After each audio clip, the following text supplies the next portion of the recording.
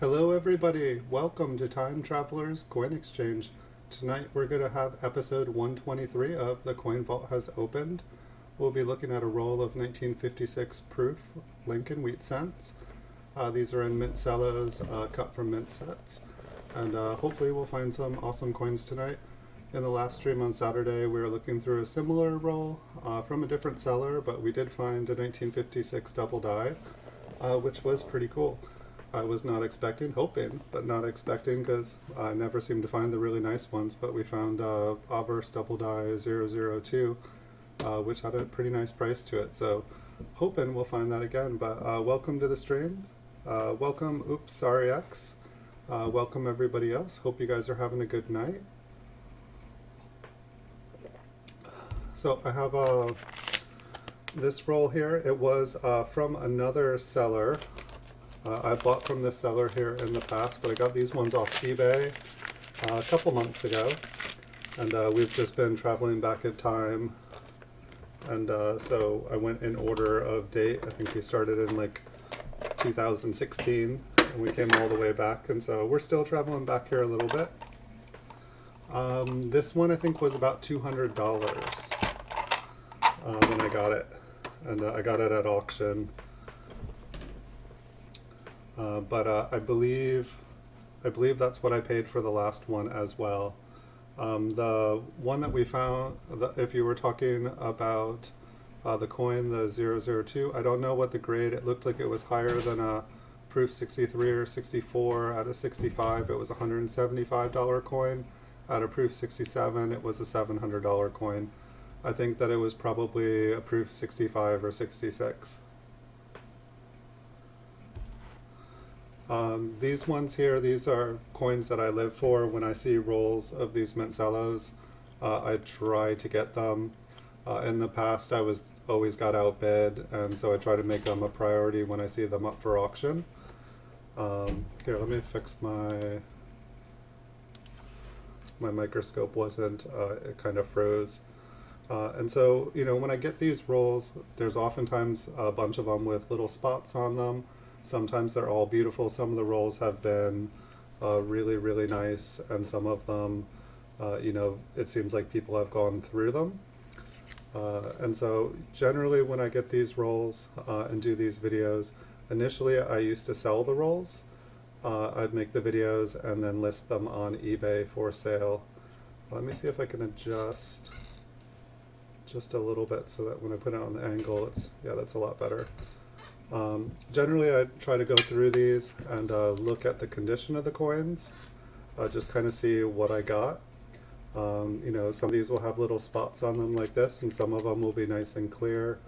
Occasionally we get a really nice toned looking coin, but then after we'll go through, zoom in and see if we can find something you know, special.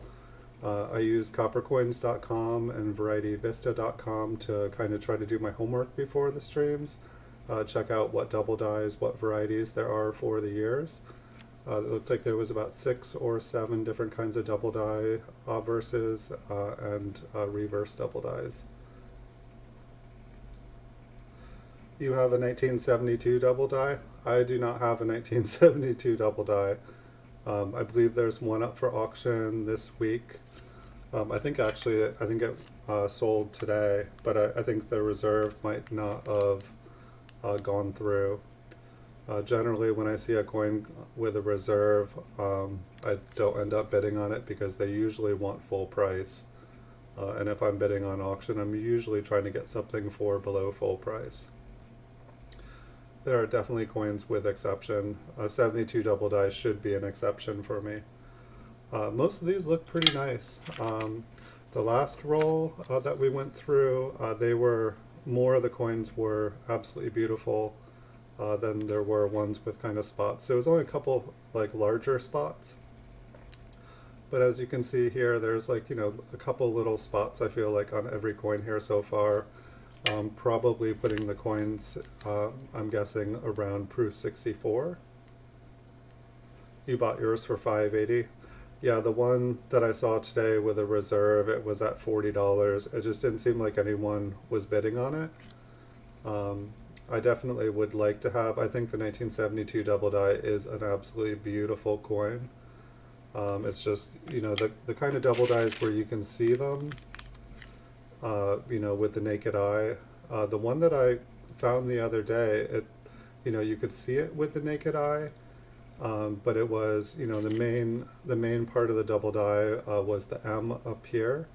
You could see a nice thick doubling. It was basically the end of the M here was very thick double die. Yeah, I think that I looked for, unless you just sent, someone was just telling me they sent me a photo. Let me check Twitter because people have been sending me stuff on Twitter and I'm not getting them, so I just want to like check here. Yeah, like when I go to my messages, did you send a message or how did you send it on Twitter? Because I don't appear to be getting my messages on Twitter. Maybe if you left a comment, but I'm not seeing any comments either.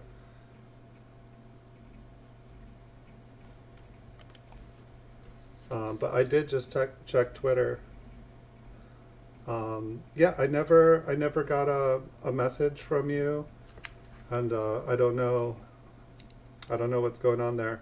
Instagram seems to work pretty good. When people send stuff on Instagram or through Facebook, everything is coming through in real time. But I definitely did not get the 70. All right, I'll check again.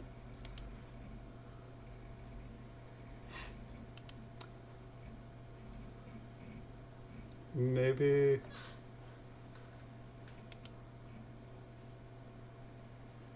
Yeah, my messages are empty. I don't know if I have to be following you.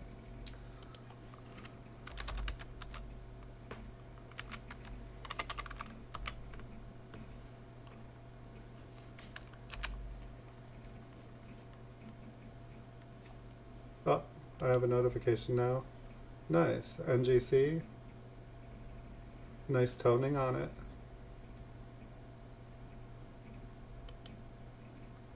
Nice. That's a beautiful coin. Yeah, I'd definitely like to find one of those in the wild. Nice coin.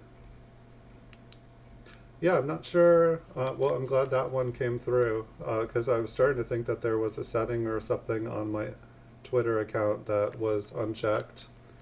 Part of me was wondering if I had to be following or vice versa before I could see a message from someone, just if it was like a anti-spam kind of thing.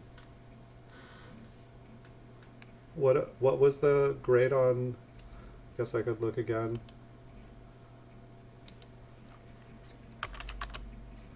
I don't think that I saw the grade on it. Oh, MS65, red brown, very nice, beautiful red brown too.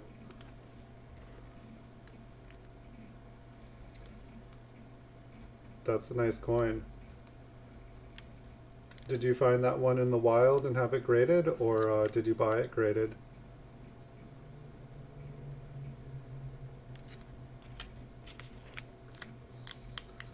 And so we'll just go through these, see kind of what we have gotten. This one's got some spots on it. Yeah, most of my varieties I've gotten on eBay myself. I've been trying to, use the knowledge that I've been gaining slowly, looking through thousands and thousands of coins. It's like I feel like I used to search before I really started researching and reading books and reading articles and checking out websites. But now that I actually know what exactly I am looking for, it definitely seems like I'm having better luck. While I found a lot of cool coins in the past, I definitely feel like I am finding like a lot better varieties and stuff. So it's like it's my goal to try to find everything that I can. I mean, I do buy coins like this is my super happy coin that I bought. I got this one last weekend, but it's an Averse Die Clash FS402, and I don't think that it's going to come up here but it's got some really nice toning all the way around the rim. Actually, it's coming up really nice in this light. This is better when I did the video today, but it's got some nice little rings and just mixed rainbow color on it. It's like you can kind of see kind of like the little like kind of fang or like little whisker underneath his nose there. Pretty cool. I'm super happy with that one. And it looks like at MS65, it looked like it is the top population for this die clash, and there's only 9 at this grade, so I was really happy with that. You're gonna sell your, well, I hope you have a spare. So I just put that one up on eBay today. I didn't even know that it had toning when I purchased it. And so that was kind of an added bonus. Like the video of, or the pictures of the coin on eBay did not have, they were kind of far away, and it was, you know, not good lighting. You couldn't see the detail. It seems like when I buy coins and I don't even know that they're toned, I have really good luck at finding really nice coins. But it's like I buy a lot of coins for my eBay store, and so it's just all these beautiful coins just come in randomly, not marked as toned, bad pictures. It's amazing what's for sale.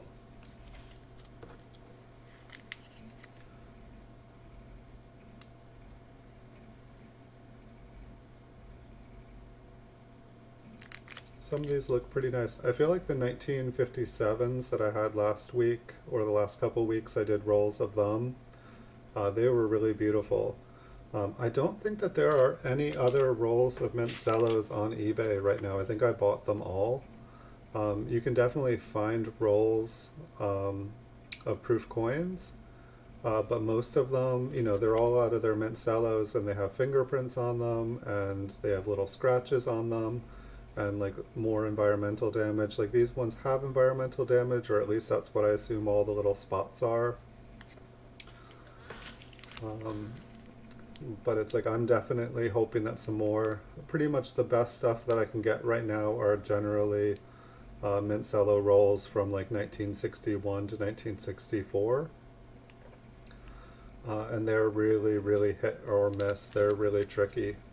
I got most of these rolls. I think this roll I got just a couple months ago. This one, looks like it's got a little bit of toning on it. It might even be 3 months ago, but most of the rolls, the wheat cent rolls I got right at the beginning of the pandemic. I think someone was selling their mint cello collection, and I was in a position where I was able to win every single roll. Normally I would just try to win one for the lowest price, but I just lucked out. I think it was like right after tax returns.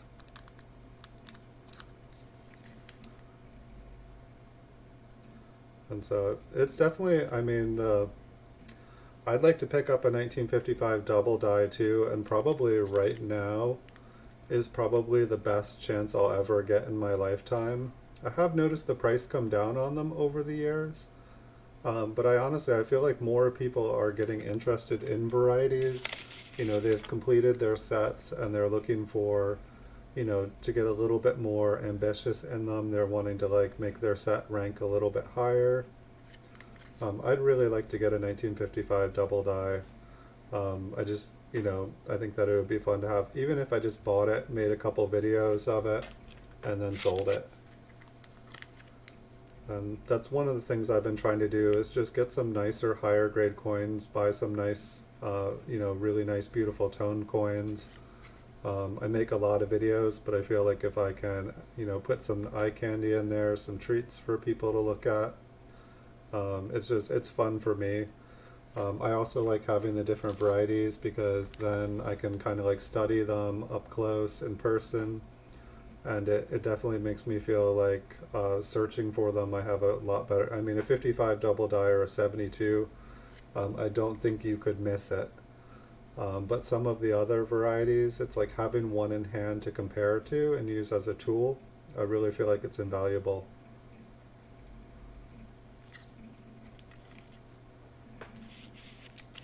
A 95, I have like maybe like 50 1995 mint state 67 coins. Um, but I don't have, I think I searched them all just to make sure, and I've gone through mint cello rolls of 95. Um, I feel like one of the reasons I haven't, I do bid on them occasionally, trying to get them for like under, like a 67, for around 60, 65 I'd pay. They usually go for about 90 at auction. I've been trying to snipe bid one, get it for cheap. But I feel like from what I heard about them is that there's a lot of them. Or at least I believe that's what, when I looked at populations, I feel like they were worth a lot when they first came out. And then a lot of them were found. But they are cool. It is a very cool looking coin. I should have one. I think I did have one along, like, maybe about 8 years ago. Um, and I feel like I've been trying to pick up 1970s small dates. I know they're not a double die, but they definitely seem to have a following.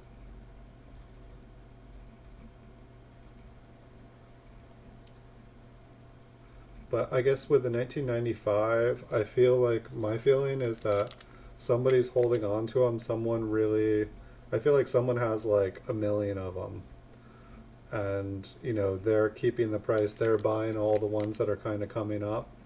But I feel like at some point in the future, they're going to let go of a lot of them. And the market's just going to get absolutely flooded and the price is going to crash on them. Which I feel like, I wouldn't mind having one or two of them for inventory for my store and just to have one in my registry set. But as far as investing in them, I feel like there's going to be a price crash on the 1995. And I'm kind of waiting to see if that happens, then I'd be happy to pick up, if I could pick them up for like 30, 40, $50, I'd be much more inclined to buy them. And it's like, I feel like that's why there are so many 1995 P high grade Lincoln cents, is that somebody, the people that were searching for all those double dies, as they were going through all the rolls or bags or however they were obtaining them, I feel like they pulled out all the really high grade coins as well. They were like, well, while we're already looking for double dies, let's pull out all the mint state 67 and 68 coins and get them graded as well. But it's like, it's ridiculous how low the price of a 1995 Philadelphia in high grade goes for. I feel like it is the cheapest mint state 67 coin in the Memorial series. A couple of these have been really nice here.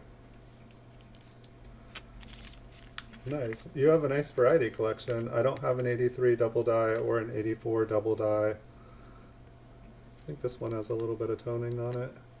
No, well, at least looking down on it, those spots look dark.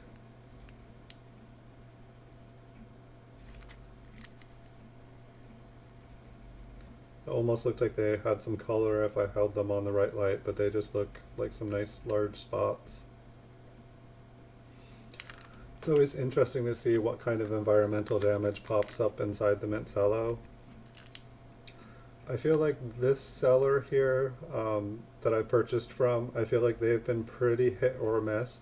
I've gotten some rolls from them where every single coin is like absolutely beautiful.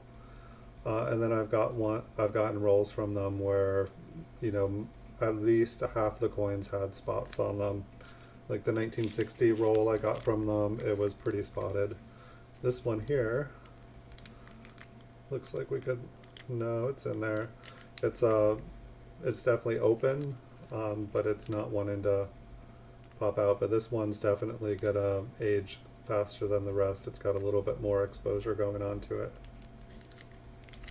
Yeah, I don't coin roll hunt I used to like coin roll hunt wheat cents, like maybe like 10,000 wheat cents like every weekend. I went through thousands and thousands of bags, probably about 5,000 from what I counted.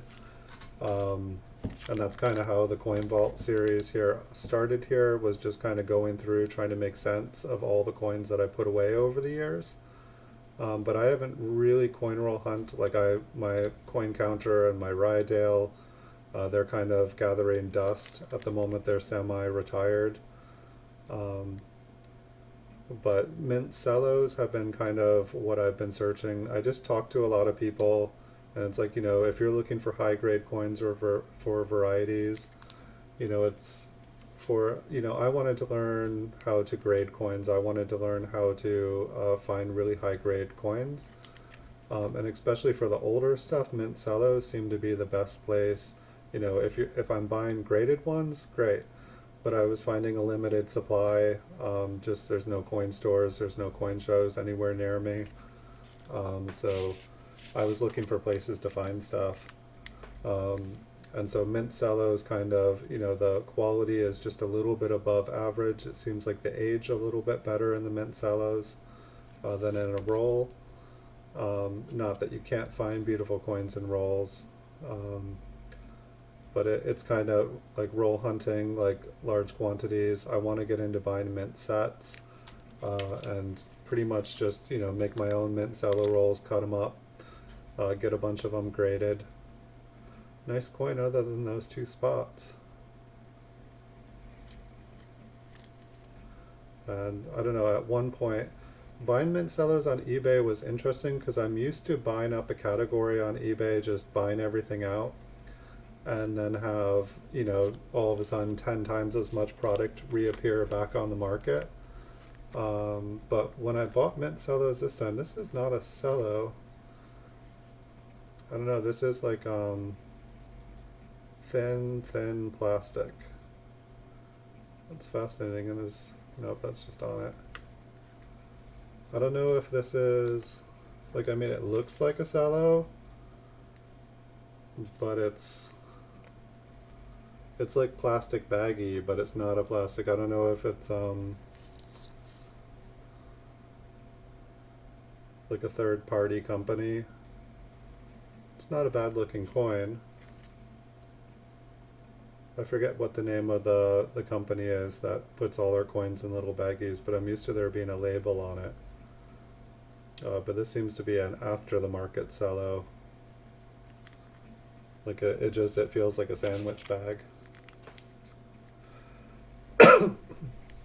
Here from Texas. Yeah, there was a coin store in the area, in the county that I lived in, but it closed years ago. When I first came out here, it was open. But it's closed since, and nothing replaced it. All the coin stores within like 100 miles, they just have like one shelf of coins, and they want like 200% value for everything, non-negotiable. There used to be in the only place in town, so I could take a 6-hour, 8-hour drive somewhere, I guess. But eBay, it's just it's simpler for me. And it's definitely interesting buying things on eBay. Like, I feel like most people would not touch half the stuff that I buy. But it's like, it's like I've been, kind of sampling dealers here on eBay and online, buying a bunch of product from them, kind of seeing what it's like, looking at a bunch of coins, slowly learning how to grade, getting to know all the different dates and all the different mints. And later on, when I'm ready to grade, I'll hopefully have more experience, and I'm going to start doing bulk submissions to PCGS, just trying to get a nice quantity of stuff so that I can send in stuff consistently. Hey Cherazad Zapata, welcome. Good to see you. Welcome back to the stream. How are you doing tonight? We're looking at some 1956 proofs here, and hopefully we will have some luck tonight. We definitely had some luck with the last roll that we went through, and it can be done again. I need to look through that last roll from last week as well, because that roll, like going back through the different coins, I think that I definitely had a couple of other double dies.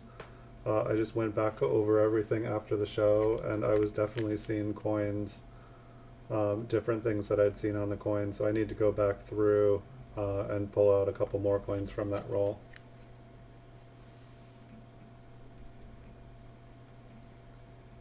I really like eBay just because there is a huge selection. I can only imagine what a big coins show is like. It's like in my head, I almost feel like it would be an endless, like Neverland, like just with everything you could think of. For all I know, I'd be like sorely disappointed. I'd find that eBay actually has way more coins.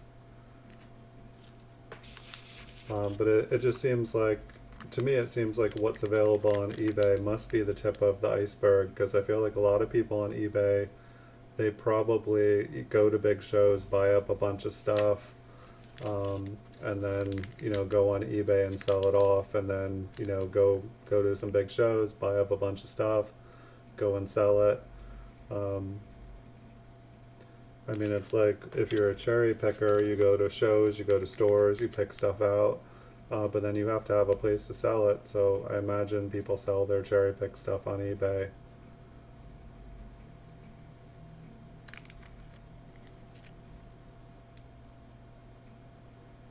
Oh, it's too bad there's a couple spots on that one. The front looked really nice, really smooth fields. Alright, so we got a couple left here, then I'll turn on the lights and we can zoom in and start looking at the coins a little bit closer. And I almost wish that I had one more roll of these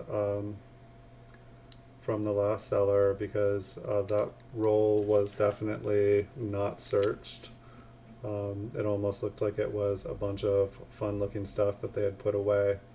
But maybe I'll do another video of that one in the future. I just figured we'd look at everything first.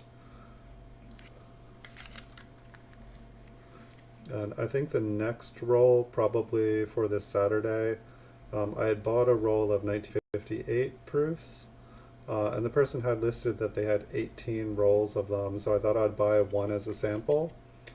And I guess they messed up in their inventory, and I think maybe they meant they had 18 coins. But they said, hey, messed up, and so I got a roll of, they put together a roll from 1956 to 1960, and so it's going to be a mixed up roll. And so I figured we'd go through all the rolls that we had, because I think we had a 56, a 57, a 59, a 60, and we'd try to learn as much as we could about each different roll individually, so then when we went through the 56 to 60, it would just be easier. We'd know what to look for. So let's dump these out. Apologize, it's been smoky up here. We had a clear day yesterday, but the smoke is back. And so I apologize. I'm a little bit short of breath. Alright, so we got light. But I'm going to have to zoom in.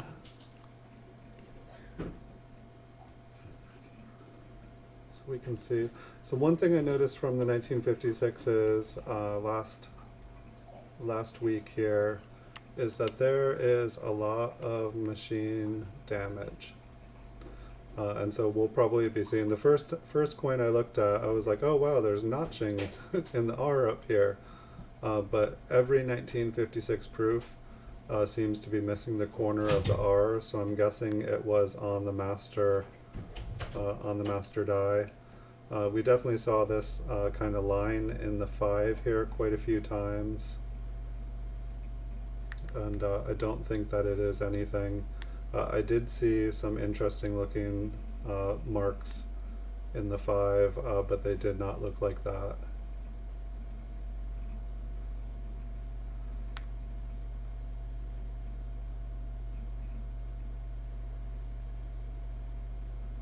And so hopefully I will have a little bit better time reading these coins than I did last week, because this will be the second roll I've gone through. But there also does appear to be ones, like the little, I think the dot over here, there's one double die where the dot here is oval, and then there is some doubling in the E, the P, and the L. I don't believe I'm seeing that on this one. The double die that we found last week, this M here, the last line in the M there was completely doubled. Definitely not machine damage. It seems like there's quite a few double dies where they're the tips of the wheat ears here have doubling.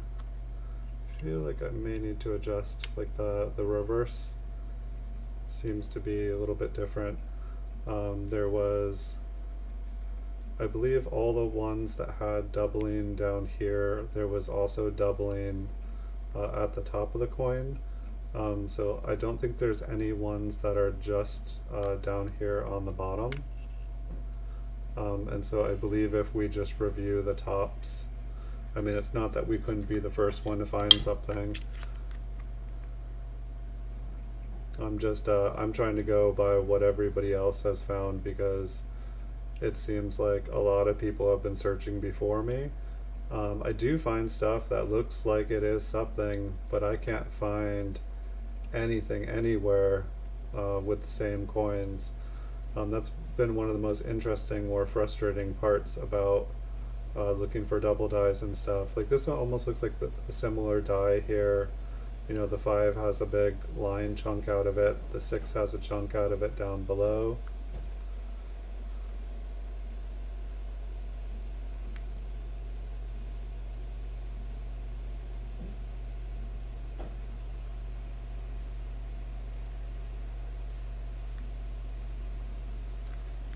And I should have probably left out, I just didn't want to mix up the rolls.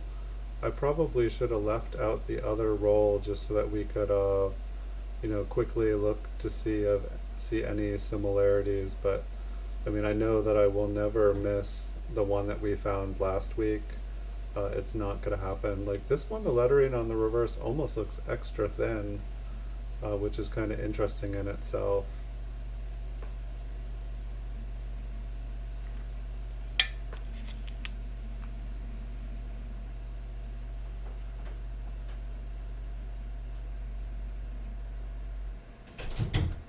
And so one of the double dies on the obverse here as well, like there's like up at the top of the B and the E, there's like super clear doubling, and the L back here is like crazy thick.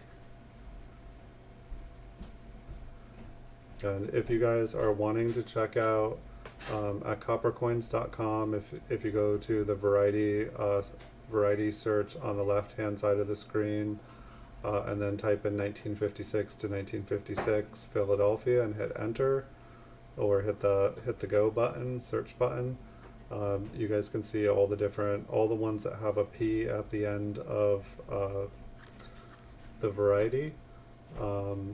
Those will be all the proof ones. I think there's like 12 coins total, 12 varieties for 1956, including Philadelphia, Business Strike, and proof. But we're just looking for the proof ones here because all of these are proof coins.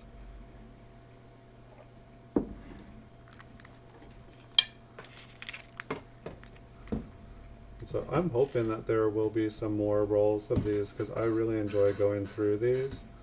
You know, if you do look for, you know, there are rolls, I believe, up on eBay of just proof coins, like not in the mint cello, and you know, you can find awesome coins in those too. It just all depends on the rolls, how they were taken care of.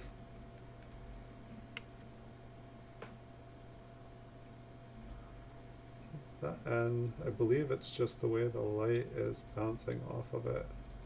It's probably machine damage.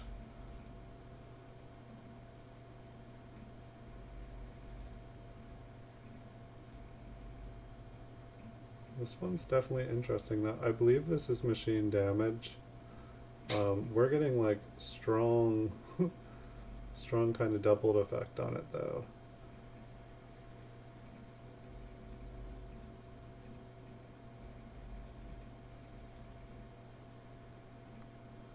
It's like I feel like things are thick, but I don't feel like they are extra thick.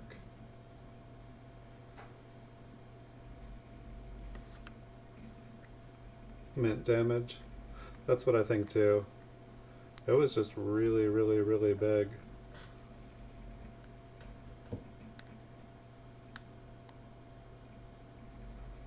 But it also might be interesting to check out other rolls. Like if I can get rolls of proof mint wheat cents, it would be fun to just be able to go through them. You know, most of them are probably, if they're in okay condition, they're probably, you know, like proof 62 to proof 64. I feel like that's about what kind of condition I'm seeing them up for sale as.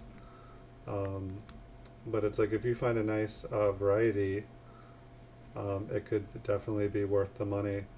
Yeah, all these, I feel like all these ones have had that big chip on the bottom of the 6. They've had a line going through the top of the 5.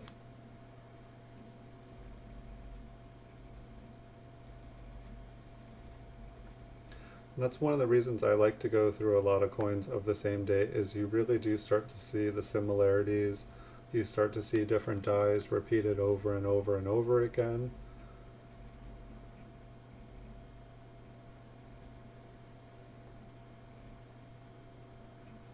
It's like I definitely, you know, when I used to look through tons and tons and tons of random coins, I would find stuff, but I feel like by looking, I feel like I learn more looking through a solid date roll of coins. And one of the reasons I like searching through the mint cellos as well is I can pick up the coins without touching them. When I, you know, roll search through raw coins, yes, I can wear gloves, but I still feel like I'm handling, and like, you know, the gloves are touching the surfaces of the coin. You know, it would be easier if I wasn't, you know, holding the coins under a microscope to do this. But I don't know of any way to, you know, really roll search without handling the coin. So I really like this because I don't feel like I'm damaging the coin. I feel like it's basically in the same condition that I found it in.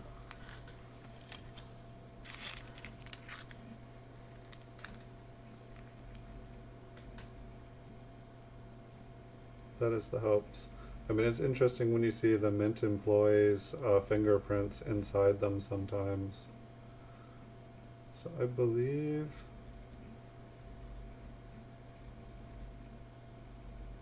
this is just mint damage too. I'm just taking a look. I believe the double die that's really strong here, I believe the B curves out. It kind of has like a wave-like corner in the top left.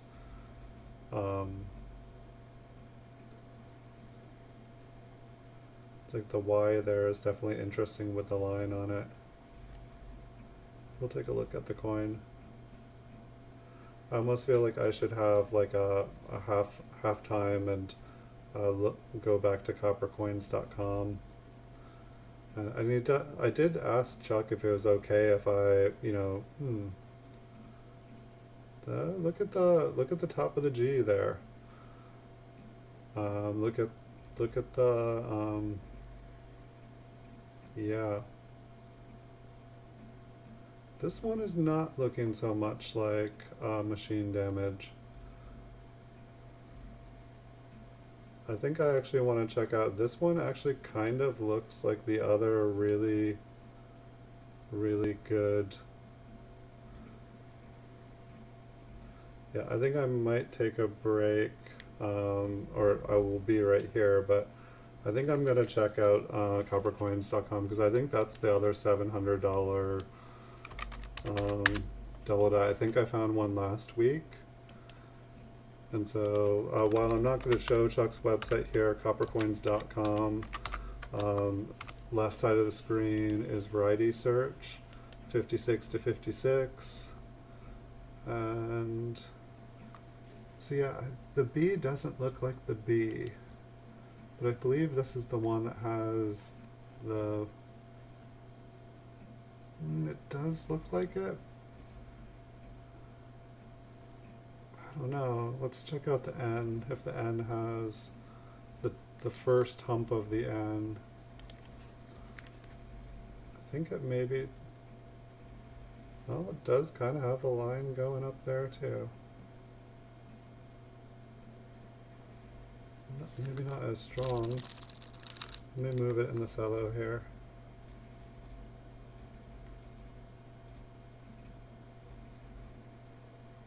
Yeah, it kind of does have a line right in the right place. Let's see if there's a my worst thing is die markers. Like I can like identify a certain part, but yeah, see the B does not look the same in this one.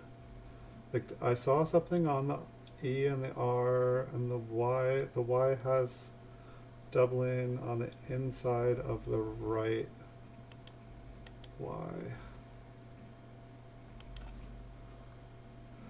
I think this one was on the outside. No, it's on the inside of the right Y. Am I just missing? See, like, I felt like the B had a sharper hook on the one in the picture. And the L, I feel like, is way skinnier. Yeah, the L, I don't know, it's weird. This one looks like it, but I feel like it's different. Like the L on this one, like the I looks extra thick.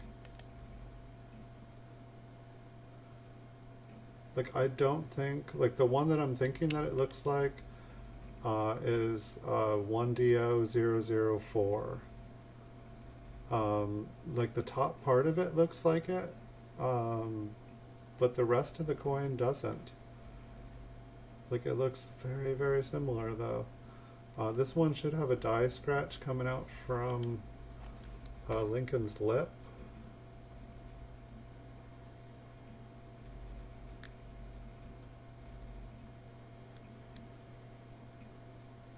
See, this is one of the problems with searching these sometimes is that I'll find something that like this looks like the other one. But then some of it just doesn't catch up. Let me make sure there's not a later stage die to this one. Okay, yeah, there is EDS.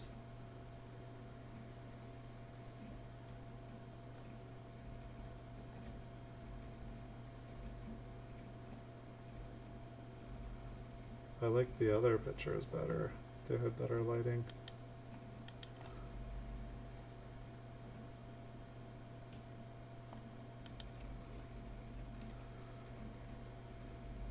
Yeah, I think that this is somehow a very similar one, but I don't think that it is the one that I was hoping it is. I'm going to put it over to the side, or let's check the back on this one. I think this one definitely looks like it could be a double die, but it's not the one that I was hoping that it was. Or at least that's my opinion. It definitely looks like it in a lot of ways, but it also doesn't look like it in a lot of ways. And that's what confuses me when I find something that looks like something else that is a known double die, but then it doesn't match up. And then I'm like, well, did I find a new one? What's going on here? But who knows? Maybe we'll have luck and we'll find the one we are looking for. I mean, I'd honestly like to find the one that we found last week, but it also would be cool to find. Let's find both. How about that? I'd like to find both.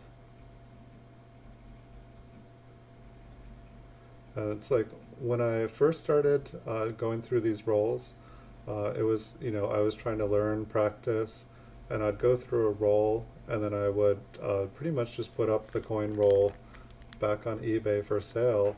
And I thought, make some videos, look through coins, have a chance to find something cool and sell them off so that I can afford to buy more rolls.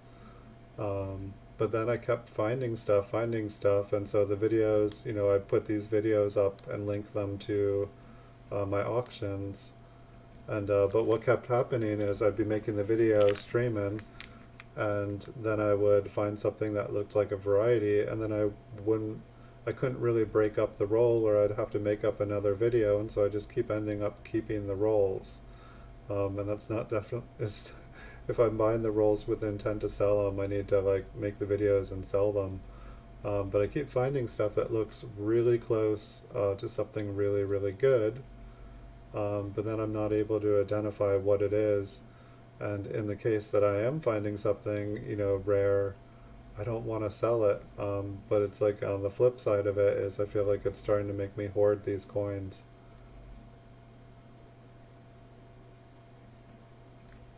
But I'm glad I enjoy the coins. But I want to do coin roll hunting again. I want to buy a ton of rolls. I feel like original bank wrap rolls are getting, I wouldn't say they are scarce yet, but I feel like with the way that the hobby is going and with people's interest in cracking them open, they're not going to be around forever. You'll always be able to find the die-hard collector that, has, some for sale. But I feel like them just in total abundance, I feel like the original bank wrap rolls are gonna get, you're gonna have a lot better chance of getting one that's just been, very craftily made to look like an original roll.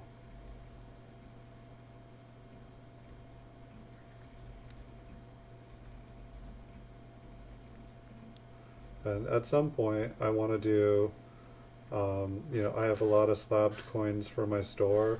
One of the problems is that my microscope, it goes in basically two focal lengths. Right now I'm into the second focal length. But the PCGS slab, it seems like it focuses, it gets the clear focus. I'm not getting the best clear focus right now, but it gets it. Sometimes I can zoom in perfectly up close on a PCGS coin, and sometimes I cannot. But I want to do some variety hunts on some of the graded coins, because if I find a coin, if I find a specific variety on a graded coin, then I know exactly what the grade of the coin is and exactly how much it's worth. And then I'll know, and not only that, but if I find a variety, it's going to be a high grade variety. And I'll know that it doesn't have various different kinds of damage to it. But in the future, I'm going to do some episodes of that. We've only got a few more rolls of mint cellos left, and then I have pretty much huge bags, kind of similar to the earlier Coin Vault has opened episodes where we were looking through, rolls of coins that I put away, either better looking or ones that I thought were errors, ones that were errors, or ones that, were cleaned or damaged that I thought were worth money. But some of the better ones that I had, I put them all in like little tiny like plastic bags. Just I thought that they would be better off there. They wouldn't be touching each other. They wouldn't get scratched and damaged. And so I have like bank bags of those. And so I'm gonna start doing some episodes of those in the future. And see, I haven't opened them. One said don't open till 2019. I think the other one that I have says don't open till 2029 or something. But it's past 2019, so I can open one of them now. So I'm interested to see what's in there. Still haven't found my roll of 1909 VDB that I had.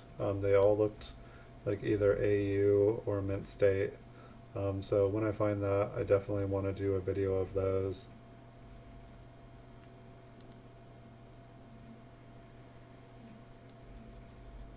But I'll definitely have to look to see what that other coin that we found earlier is. There's quite a few other varieties, but that one definitely looked really strong.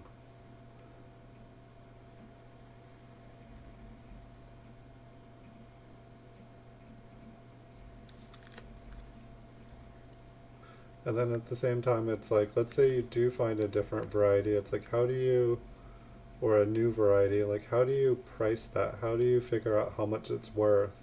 If it's a brand new one, a major grading company probably will not grade it because it's not a known variety. And so it's just like kind of like an interesting place where you have a rare air, but it's kind of one of a kind, and unless you can get it like legitimized, it's kind of how do you sell a coin that no one has any record of.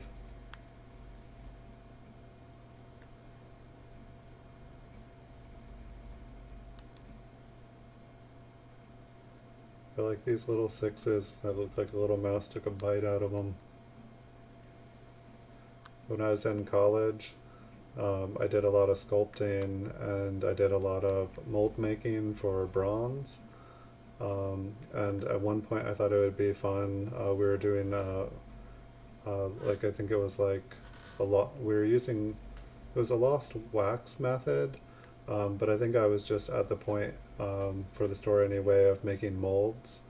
And so I decided I'd make a bunch of molds of like different candies, like chocolate bars, because I thought that the wax that we used for the lost wax method looked like chocolate. It was just this, rich brown color. And so I made all these molds out of chocolate. And then while they were curing in the sculpture lab, I guess there was like a mean rat infestation there. But the rats came and ate all of my chocolate molds, or it was all like plaster. So they ate all the plaster molds, but I was able to make a bunch of, like wax chocolate bars, which then I was going to make into bronze and stuff. Um, but they ate all my molds, and so like somewhere like there are these poor rats that just filled their bellies with chocolate flavored plaster. I definitely could not eat Hershey's chocolate for a long time after that, because when the plaster cures, it gets really, really, really hot.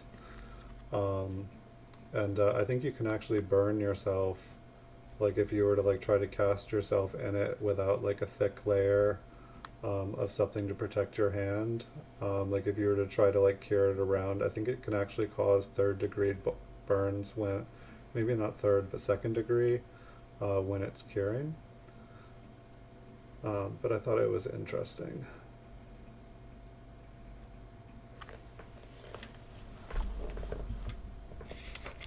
I think there was another part to that story, but I forget. Oh yeah, well the six looked like something took a nice little bite out of it, but oh yeah, the chocolate. But I don't know if you guys ever heat up a chocolate bar and then look at what you're left with. Like a Hershey bar, I swear, like 3/4 of it is like clear oil. And then there's like, there'll be like kind of like little black swirls inside just a big puddle of clear liquid. It's just amazing at how much oil or whatever it is. Um, it's just kind of crazy. I couldn't eat them forever. I think I've been eating it lately.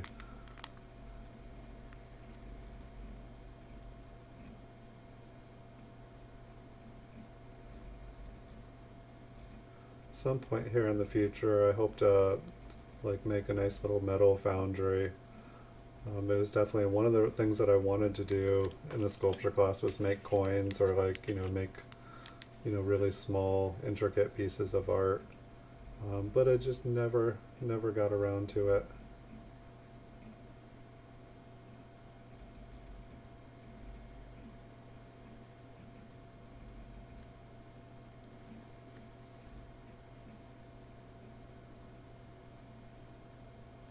I liked it's like if you look on, I think it was the E here, there's like kind of like that extra line on it, and it just looks pretty high.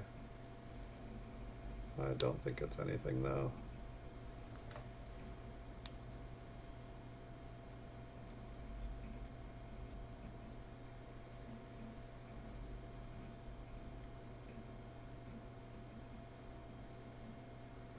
It's like this one, it almost looks like it's just like filled in, but like the top of the G and the midsection of the G look a little interesting here. But I don't think that this is anything that I saw. Things don't really look thicker. I'm not really seeing doubling, but I feel like the last roll that we had, like almost every coin had some sort of like machine doubling on it, and it just made a really interesting roll to go through. But I definitely feel like I'm seeing dies in this roll that we did not see in the last one. And so that's been kind of interesting for me.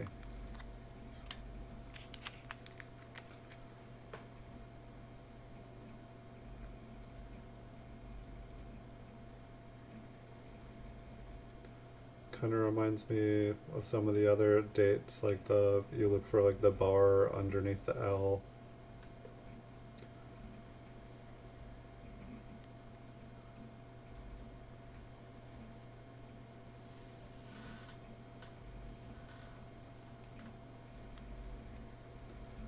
This mint Cellos a little bit hazy to look through. Nice little bite out of the 6. I haven't really been paying attention with the 6s. I feel like we keep seeing that bite out of the 6, but I don't know if that is like every single coin. I haven't really sucked that into my brain yet. I'm gonna start trying to pay attention to that.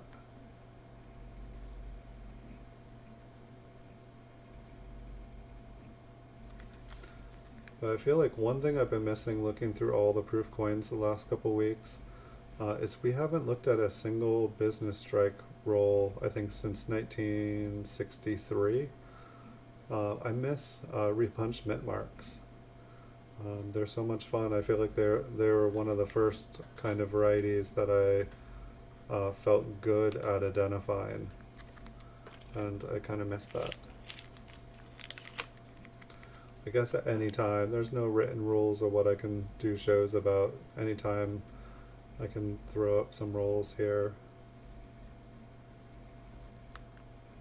I mean, I have like so many random boxes where I don't even know what is in them. It's kind of fun, and then it's kind of like, I need to take care of this stuff. I need to like figure out what it is, so that I know how to either sell it or preserve it. I think that's definitely, it's like most of the stuff, I found out, okay, this is a cleaned coin, okay, this is a kind of machine damage, okay, this is this. And so it's like, I feel like I can say goodbye, I can stop hoarding all those. But it's like still like there's all the time of going through everything to determine what's what. And it's like, okay, these are all woodies. Like, let's, put a nice thing of woodies, but oh, this is a woody and it's also an air. Okay, well now I've got, I've got an air pile, I've got a woody pile, I've got a lamination air pile, I've got like all these different kinds of airs, and then it's like, oh wait, this one's both, or oh, this one's a really nice high grade coin and it has an air on it. It's like trying to like organize everything. It's madness. Right, we got a nice bite out of the 6. You would think that for a proof coin, they could have made a proof coin without like such a damaged date on it. But you never know, like when somebody's selling off a bunch of ones like this, it's like maybe they're selling off all the ones that were not a better strike, that had machine damage.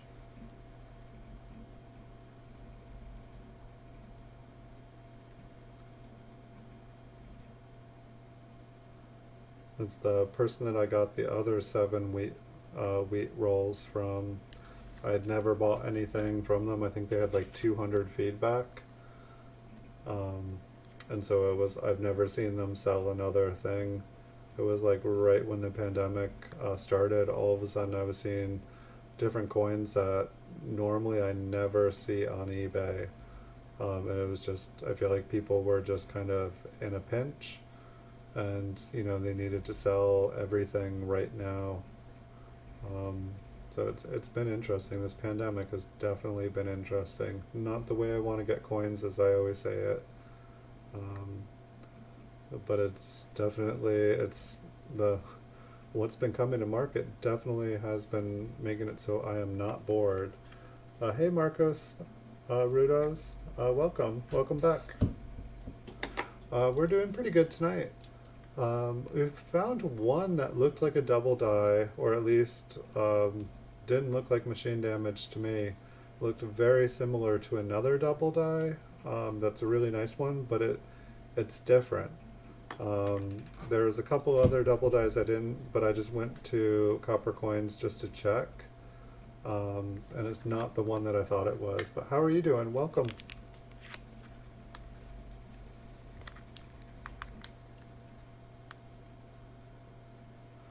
And I was hoping a couple people were going to be here tonight.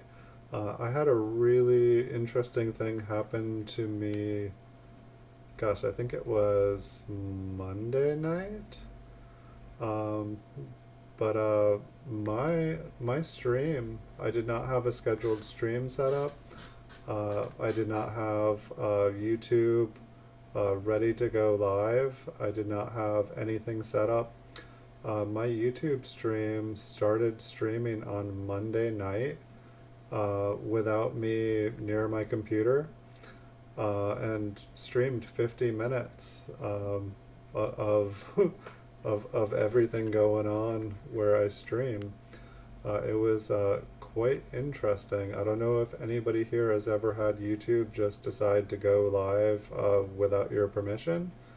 But it happened here, so if any of you guys did stop by here Monday night to check out my stream that was unscheduled, it was very, very fascinating.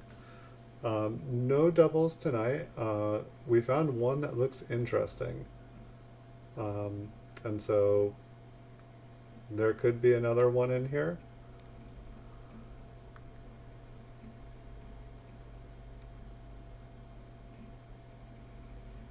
That one definitely looks thicker on the other side, but nothing like the one that we found. The other one was like two of them. This one almost looks kind of misshapen.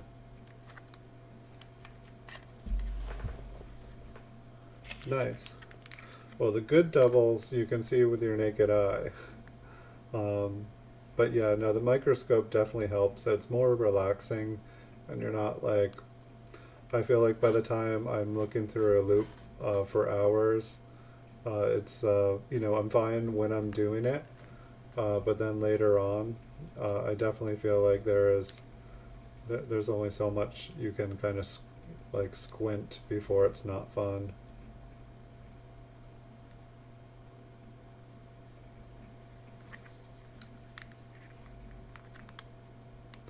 Nice. What kind of microscope did you get, Marcos?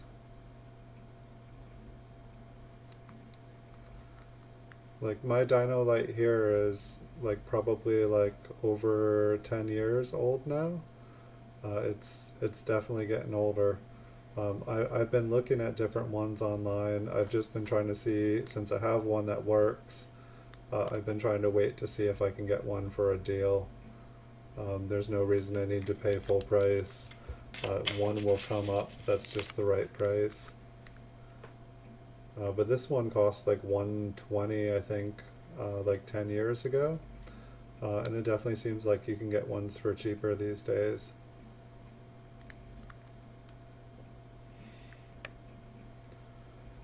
It's like the Dino light that I have, it's like I really like the brand and I like what it can be done. I have to imagine there's ones that, probably cost less and are even better these days.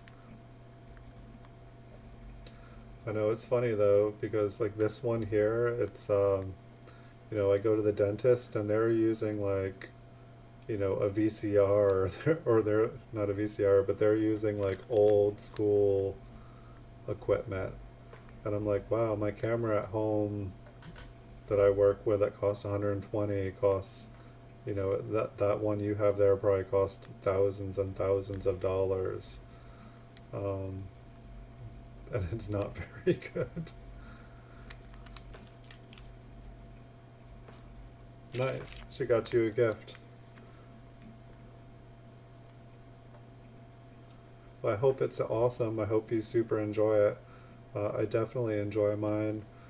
Um, One thing when I was buying mine was making sure, I know I have the lights on now, but sometimes it's really nice to be able to turn off the lights, especially with what you're working with, because sometimes they can be like super blinding. Right now, the easiest way that I've found to make these videos um, is I basically have the mint cellos. I'm just gliding them right under the scope's head. And it just allows me to go so much faster. Otherwise, I have to like constantly refocus.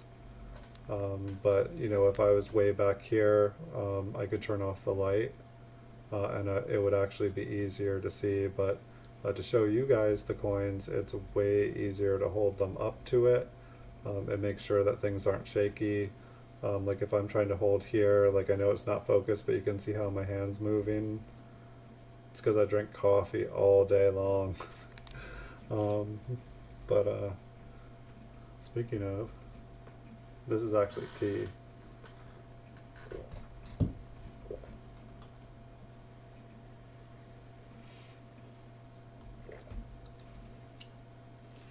A 1941 penny with identical marks on both sides. Is it are the marks part of the design of the coin, or are they? Do they tell me about the marks?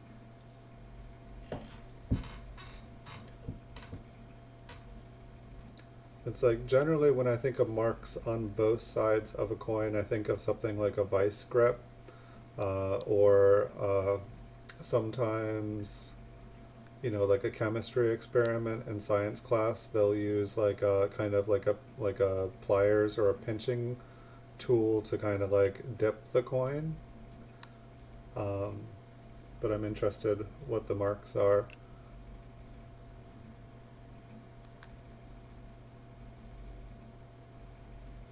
Interesting the way the light's hitting this one. Kind of looks like there's a little bit of toning around the edge of the coin too.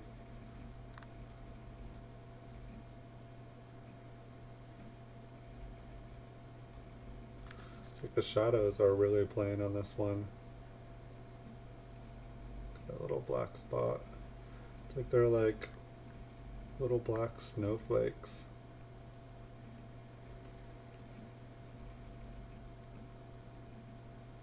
Yeah, some of these cellos, the lettering is so much crisper, like so much thinner, so much more refined. Like some of the M's that we were looking at, the M was just kind of like mangled looking.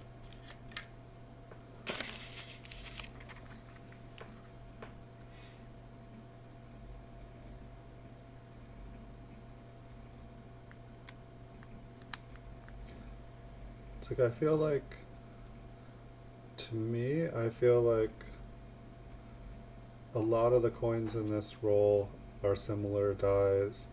I don't know, like it seems like every single 1956 has a chunk out of it.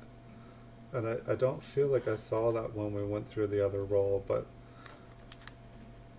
it really feels like every single one of them has had a big chunk out of them.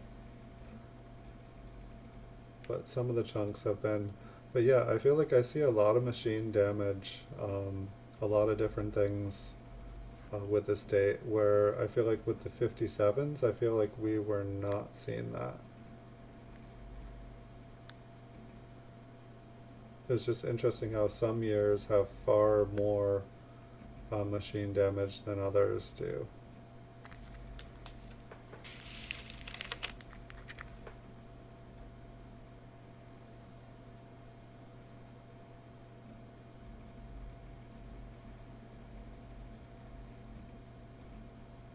So this is probably machine damage on this one.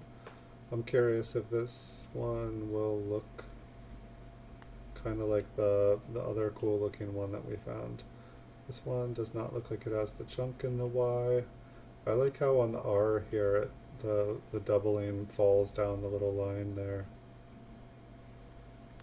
Oh, yeah, it's only 10 here. I guess you're a couple hours ahead in Texas.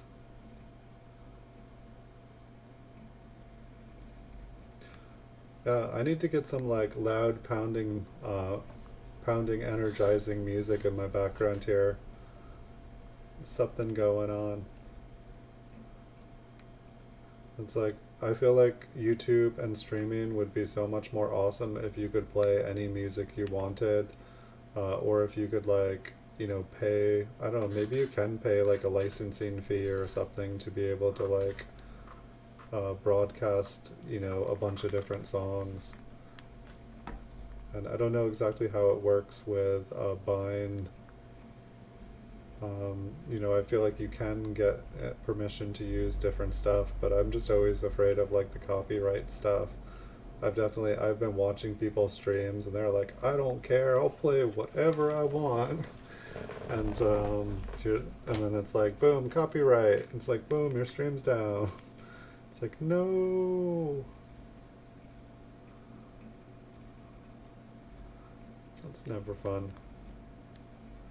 It's like I feel like I watched a lot of other people get their streams banned real quick. And I was like, okay, I won't make that mistake. Try not to. It's amazing though, like, just I've become so much more observant of what's going on around me, because when I used to do things on my computer and coin roll hunt, I would have music going on. I'd be watching a television show at the same time, like watching a movie or TV. Hey Blue Sandy, welcome. Watching, good to see you. It's been at least a week. Welcome back. But it's like I really enjoyed coin roll hunting and watching movies and doing stuff like simultaneously. Like it's just something you can easily take a break and then look through a bunch more stuff. Yeah, there is definitely like a free section on YouTube, and I think you just download it. Um, I've Part of the reason I didn't is like a bunch of the stuff just did not seem like stuff I could listen to on loop for hours. I guess I could make a playlist, and then pretty much everything that I heard, I've heard on other people's streams just all the time, or other people's videos. And in one way, it's nice because it's like really familiar, but another way, like I'm like, people have got to be sick of some of these songs. Like, just like totally like, no, I was having fun until that song came on. And it's just interesting too because like I'll start to associate like different music that's on different people's streams. Um, and then I'll hear it on another stream. I'm like, oh, I thought that was like theirs. And it's like, no, it's in the free area or something. It's interesting. Maybe that's like, it's not what we're looking for. But how have you been, Blue Sandy? Welcome. Good to see you again. How is the East Coast going? I feel like I tried to check in with a bunch of people on Facebook and got distracted on Facebook and never ended up seeing how all my friends on the East Coast were doing. I feel like is your mom out of the hospital? Have you been able to take her home yet? I hope.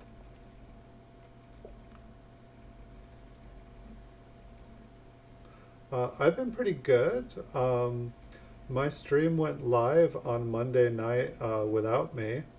I wasn't near my computer, nothing scheduled. YouTube just decided that it can turn on my stream without me being there. So that was super interesting.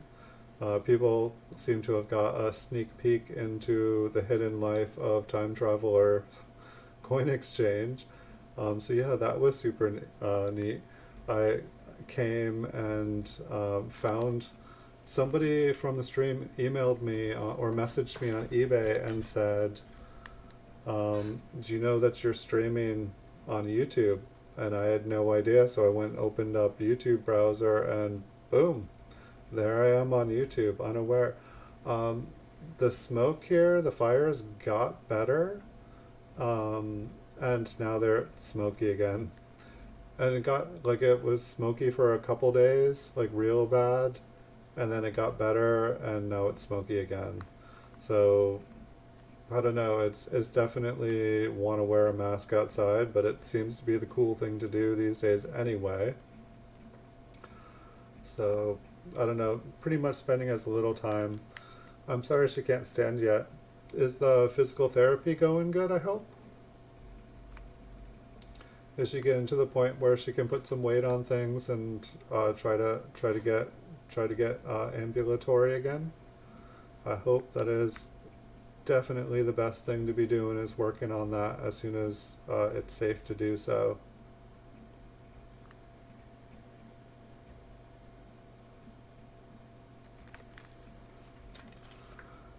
And so yeah, having my stream go live without me hitting a live button or scheduling a stream, that was definitely fascinating. What a beautiful little carbon snowflake there. Or is that on the mint cello? I feel like it moved. Here, let's... There's one way to check. Let's see. I didn't see the little tone spot there. Okay, I guess that little black spot was on the cello. That's good. Hey, Logan's Coins. Welcome. Good to see you. I got to see you on another stream the other night. Hey, Logan's Coins, did you happen to come by Monday night when YouTube started streaming without me? Or without my permission? Just curious, I'm trying to find out who actually saw 50 minutes of me not knowing I was on stream because I didn't activate it. That was definitely a thought, Blue Sandy, is that somebody was hacking my account. I'm not convinced yet. I had trouble last Wednesday. It wouldn't let me go live. I scheduled a couple things. It wouldn't let me go live, like YouTube. It was that night when there was just tons of protests, and I don't know, YouTube was acting weird last Wednesday, and that's why I didn't get to stream last Wednesday. But I think that it was... Ooh. This looks exactly 100... I think we found the other $700 Proof 67 double die. I think this is the 004. I'm 99% sure it's got the hook on the top of the B, the I is double thick, there's all the little steps of L. Yeah, let's keep going. The Y should have a little chunk in it, the E's got some top on it, the R's got some top, and I believe the Y should have on the inside of the right. Having trouble seeing it. Anyway, let's move up here. The N should have oh yeah, this is it. In Proof 67, this one is worth $700. And see, this is what the one we found early... Look how thick that is. Alright, this is awesome. Look at that D. Yeah! Alright, so now we found the 002 in the last roll. This thing's sick. Look at that W. Alright, happy days, yeah. Oh yeah. You guys are gonna see me get so... Yeah. Thick. Sorry, it sounds ridiculous. Oh, I'm happy. See, I think I'm gonna need to get some of these graded now because I'm just getting luckier and luckier and luckier. So this coin right here is probably worth more than the entire roll. I think I spent $200 on this roll. But then again, you know, we haven't really seen... I know we looked at all the conditions of the coins. So yeah, this compared... I'll show you guys the other one that I was thinking looked like this one. And like, so if you look up here anyway at, you know, but it's just different, it's thicker. So this is the other one that I thought looked like it. I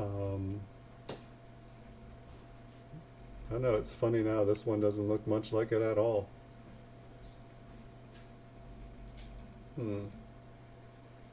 Well, this one does. Does it have a spot on the coin? I think it has a spot.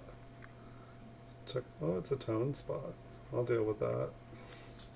Okay, we'll look at that one again anyway. Alright, so So yeah, this one will go up here so we won't forget about it. So we found the zeros. That I believe is the 004. Maybe there'll be 2, 3 more of them in here. Who knows? We found one. Nothing else is going to look as good as that, but that thing was really nice. It's like those are definitely the ones that I'm looking for, that like you can't unsee them, like yay.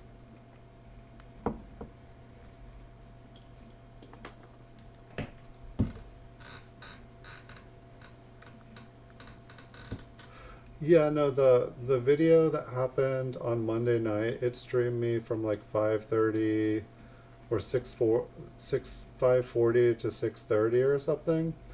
I did not start it. I wasn't even in the room, didn't have anything scheduled. Um, and I stopped it. I kind of read the chat quickly, saw a couple people in the room. Someone messaged me on eBay saying, you know, you're on.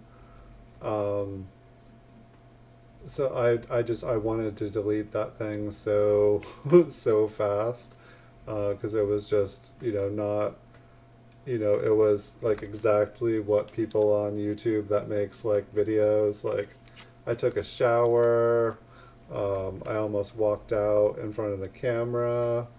It would have been awesome. Like it would have, you know, it would have gotten me banned from YouTube. But the thing is, I didn't go live. Um, there was no scheduled stream yet. There was no reason. I hadn't been on YouTube. Like there was no reason for it. Like if somebody hacked, I checked all of I checked all the security stuff. I checked all the history. If they hacked me, they were like grade A level. And I honestly don't think, I think if someone was to hack, and spend all the time and fun of hacking and gotten that much control, I don't think that they would have. Um, I don't think they would have wasted their opportunity. I think that they could have, you know, if they had kept, you know, it secret, I think they could have had way more fun. So I don't think someone would have given themselves away like that. Um, I could be wrong. They could just be having fun. But at the same time, if they had hacked it, they would be on the stream right now having fun. You know, maybe they're working tonight. Maybe their parents put them to bed early. I don't know. Um, but it definitely crossed my mind. But none of my security stuff got tripped. None of my booby traps got sprung. So I don't really know. I think it honestly was like whatever was going on with YouTube last Wednesday. I think there was just a lost signal, like me hitting start stream, and I think when the server switched back or came back on, I think that it had a go signal and it just went for it. I won't know. I may never know what happened. But the funny thing is, like, I searched YouTube, Google, just for anything like that, just a stream coming on by itself, or like someone saying they got hacked like that. No record. It's like no one's ever had that happen. Like I spent hours, you know, just like Googling different scenarios. I was like, well, maybe Google and YouTube don't want people knowing you can get hacked like that. And so they don't, you know, they have it, you know, other stuff show up in the search. So I tried other search engines, tried to, you know, see what other people, you know, other search engines to see what other people had had happen. Couldn't find anything there either. So it's very interesting. Apparently, I'm the only one. Someone on someone else's stream, I was talking about it, and they said that they had heard about that glitch before, but they've never had it happen to them.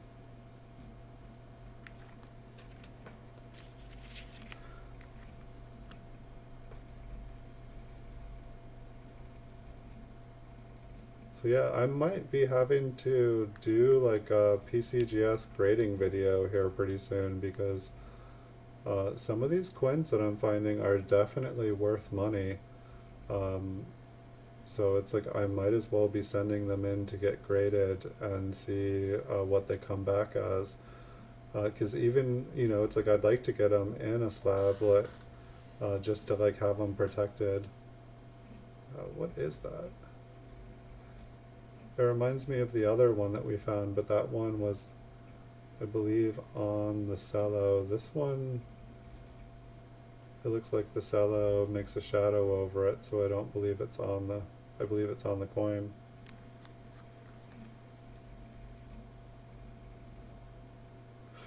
Yeah, I've definitely, yeah, it's definitely, I mean, I don't think, it's definitely possible to get your account hacked. It's definitely possible, to make a mistake, open an email, click on a link. Um, there's so many ways to get hacked. Just having somebody else on your system who doesn't have, like say, like if you, um, like if you give a neighbor a password or something like, a router or a Wi-Fi, or just even plug in the wrong computer to your network. Um, there's so many ways to get hacked. I took like dozens of classes like at college with computers or about computers. Like I had an internet cafe for a long time. Had people try to pull stuff. Um, it's like I feel like I'm not like I don't hack. So like, but it's like I've definitely like had people. I'm just gonna stop here, otherwise I feel like I'm daring people, and there's nothing's foolproof.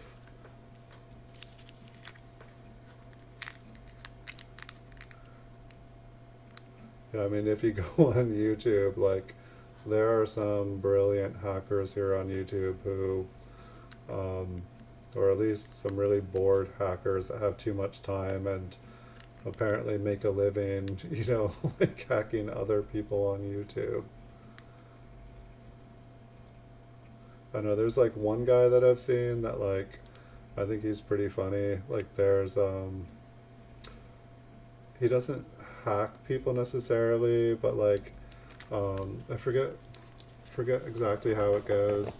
It's been a little while, but like people will call him trying to like scam him, and they'll like he'll pretend to be like someone that could be taken advantage of, and they'll be thinking that they are taking advantage of him and about to have him purchase a bunch of money orders or a bunch of Amazon gift cards, and instead like he'll let them on the system. They'll think that they're hacking them and taking control of everything, and then they find out that he's actually taking control of their computers.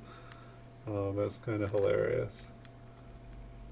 It's like I like the channels where they kind of invite the hacker to like come and mess with them, and then they have a like little happy surprise for them.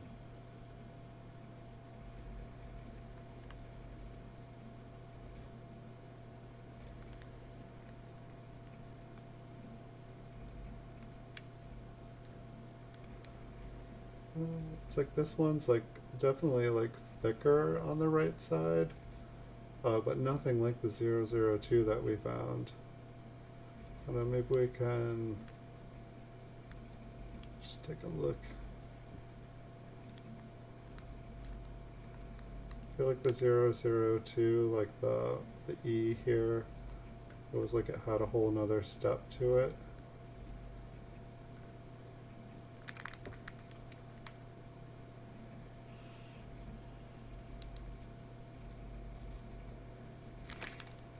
I don't think that. I just wanted to take a closer look.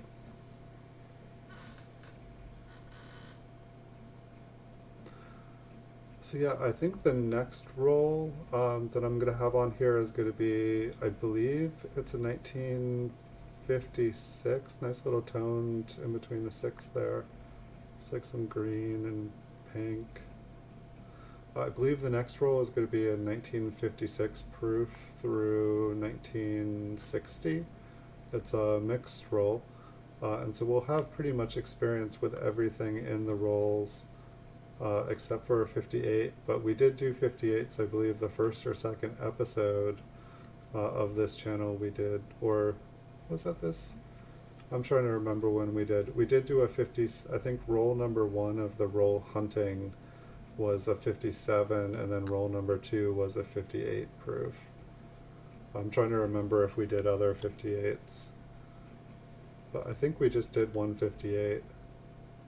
But this other roll I got was supposed to be a solid roll of 58, but it turned out to be 56 through 60, which is cool. At the time when I bought it, I didn't have any 59s or 60s, so that was kind of cool because if I wanted to get some graded, I would need those. But it looks like we have less than 10, but we have definitely not struck out on this roll. I'm quite happy. I'm very, very happy. And we can take a look at and see what the condition of that coin is once we get through them all.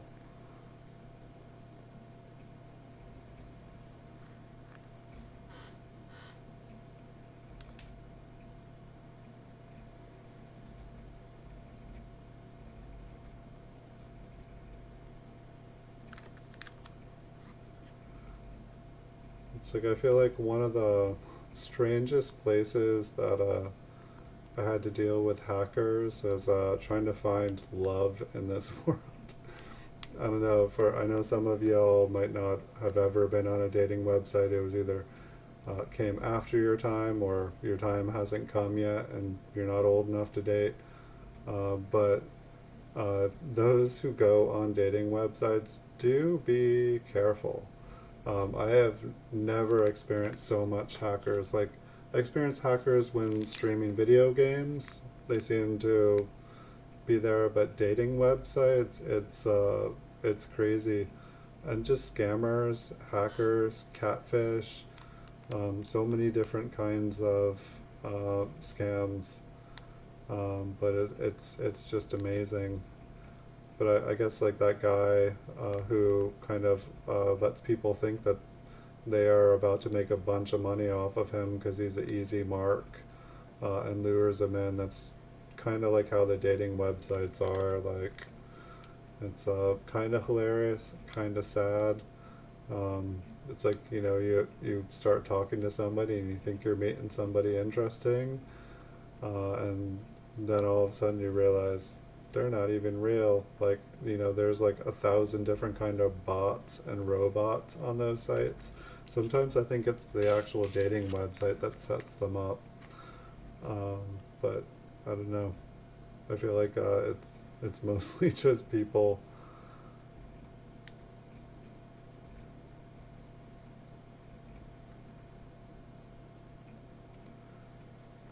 We got a couple more coins, but we still have just as good of a chance at finding another one here. The tight mint cello. Yeah, these, I feel like a couple of these ones feel like they have a tight mint cello.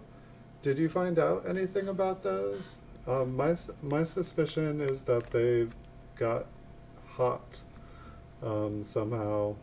They just got too hot. I'm curious what happens if you were to put a blow dryer on one. Not that I'd want to. Almost makes me wonder though if you can open them and then, you know, like somehow, you know, if you get them hot again, they just kind of seal back up. Those were some strange pennies. There's one in here. Oh yeah, speaking of, this one here, it's like, it looks like a mint cello, but it's like the thinnest, it's like plastic bag, but it doesn't, I don't know, it's, it feels like a sandwich bag, but it looks like a mint cello. It's like totally odd. I don't know if they did some like interesting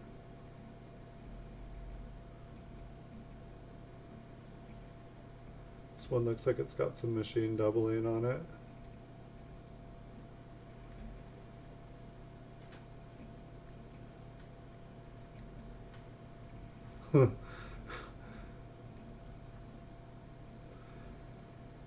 So, okay, Littleton, yeah, that was the company that I was thinking of.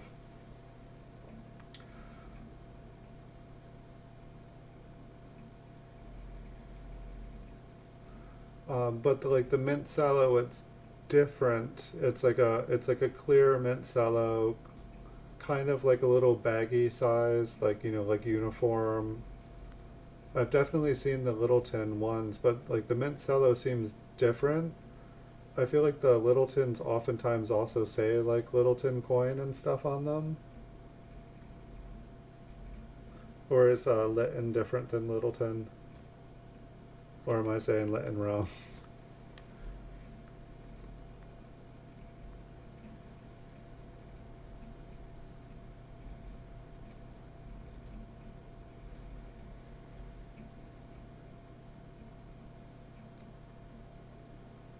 They had a sheet of them. Interesting. What was they looked like mint cellos, just like they were too tight.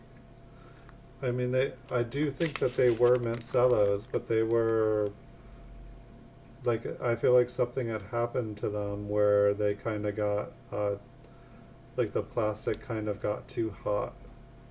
They just seem to have gotten kind of shrunk and started to crinkle. Only one sticker on the sheet. Interesting. But would you say that the mint cellos looked different um, than like a mint cello cut from a mint set? Because I mean, I guess it's interesting. Like, I'm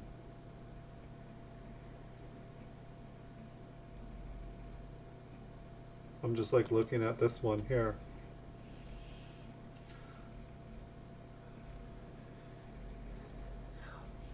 It'd definitely be something to like search for. I don't know, most of the Littleton coins that I feel like I've seen, like, I feel like most of them are lower grade or they have like a fingerprint on them.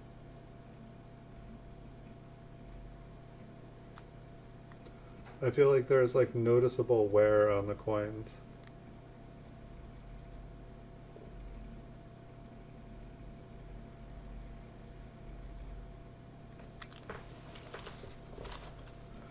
I always found it interesting, like the Littleton ones where it's like they have like prices for the coins on it, like, or what they're worth. I don't know if it's what the customer pays, but the prices seemed like really, really, really, really high.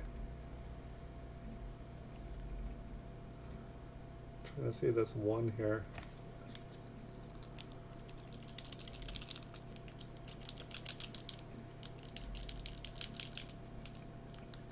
It was on Big T's coin auction.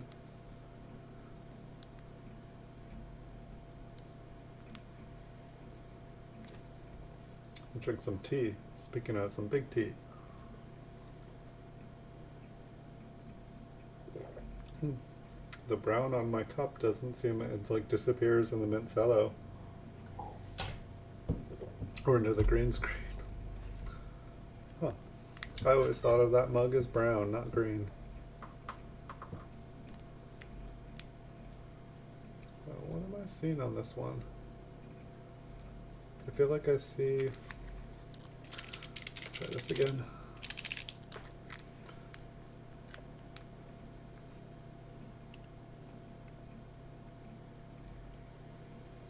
I just feel like I see a line going down the middle of the one. Like the 9 has an interesting line on the outside and on the inside curve. That's better there.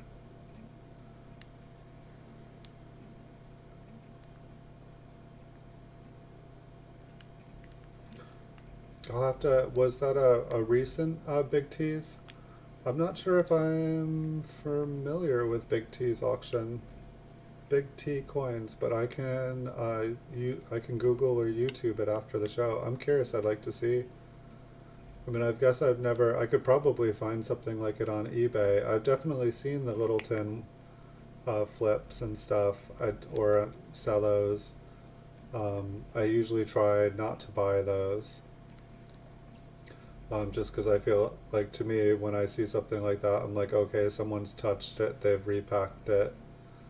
It's like I know that someone can get cellophane and make, they can make their own coin, or they can make their own cello. Interesting top of the T there.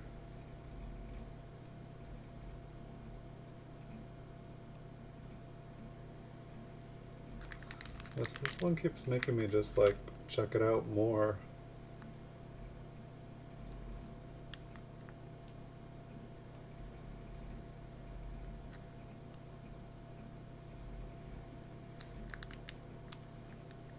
Check out over at the date, or Liberty. We're in upside down world. I mean, that kind of looks like machine damage on the side of the T there.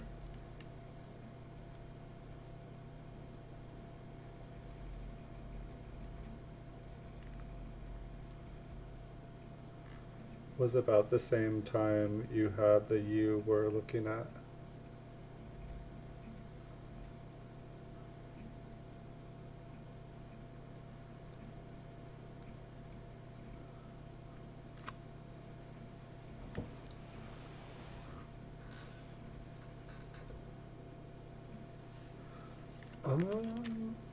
I can't remember. I feel like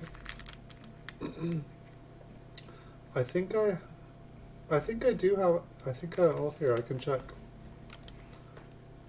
I think we did a roll. I don't think I have any more rolls.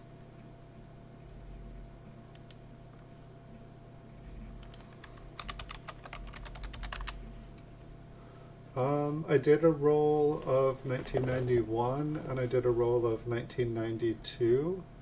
It looks like it's episode, or it's at least roll number 54 and 55 on eBay. So it does look like I did. Hey Dan Hawks, welcome to the channel. Hope you are having a good night. We're almost through here. We've got 2 or 3 coins, but if you stick around, we did find an awesome double die, which we'll take another look at here in a second. We got a couple left here, and then we're gonna check out that coin in a little bit more detail. But we still have a couple more coins, so anything could happen here. Hopefully we'll find another cool double die. This one definitely seemed a little bit interesting. Like the T on it has like a very clear line that just doesn't really look like anything I've seen before. And then some of the date on this one is probably just machine damage. But the 6 and the 9 and the 1, they just look interesting. Hey Spike Ted, or here, Spike Ted. I'll show this one again here in a second here. We'll look at it all, but you want to stick around for a minute. This one definitely looks like 004, I think it was. And welcome. Hey Deirdre C. Well, we found this one here. This is a roll of 1956 proof Lincoln wheat cents. And I believe this one here, I'm going to do a little bit more to confirm it here. But we're just hold up on that because we have a couple more coins here. And then we're going to go back and look at that one. But it looks like we found a really nice double die. I think this is, yeah, that's the one we looked at. And then I think there's 2 more here. Unless this is a second one of that same die. But it's not looking like it. Yes, we are having luck tonight. We are definitely having luck. We found the obverse double die 002 on the last episode. And it looks like we just found the obverse 004. Both of them are like a $700 coin in proof 67. I'm thinking that the other one, I think it was $175.64. I think the other coin looked like about a 65 or 66. It was a beautiful coin. The other one, just really nice, beautiful coin, but it did have a couple little tiny faint spots on it. Just really, really small.